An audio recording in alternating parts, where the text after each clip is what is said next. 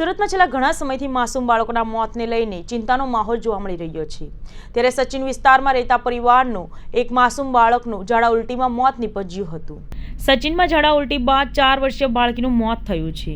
ભૂમિ યાદવને ઝાડા ઉલટી થતાં ખાનગી દવાખાનામાં લઈ ગયા હતા। તબીબે દવા આપી બાળકીને ઘરે મોકલી આપી હતી। એક દિવસમાં ઝાડા ઉલટી બાદ બાળકીનું મોત નીપજ્યું હતું। બાળકીને કોઈ પણ પ્રકારની ગંભીર બીમારી ન હતી। બાળકીનું અચાનક ઝાડા ઉલટી બાદ મોત નીપજતા પરિવાર શોકમાં ગરકાવ થઈ ગયું હતું। સચિન પોલીસે બાળકીના મૃતદેહને પીએમ અર્થે મોકલી કાર્યવાહી હાથ ધરી હતી। પરિવારે કહ્યું કે ભૂમિને કોઈ ગંભીર બીમારી ન હતી। अचानक मौत થઈ જતા હજુ અમે તેના મોતને સમજી પણ શક્યા ન હતા। मेरा नाम सोहन यादव है। मेरे लड़की को झाड़ा उल्टी हुआ, फिर क्लिनिक लेके गया, क्लिनिक से लाया, खाना वाना खाया, उसके बाद फिर उसका तबीयत ज़्यादा खराब हो गया। उसके बाद सिविल लाया, उसका देहांत हो गया। कितने साल की लड़की है?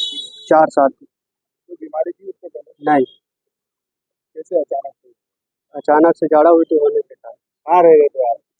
तुलसी कलश क्या काम करते थे? जंतर का। कौन कौन है परिवार में?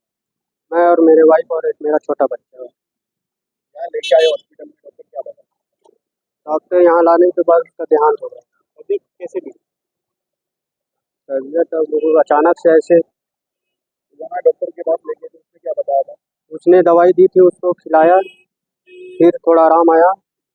उसके बाद खाना वाना भी खाया। फिर रात में 3 बजे उठ के मेरा पैर हाथ दर्द कर रहा है ऐसा करके बोला। उसके बाद कुछ बोला जी।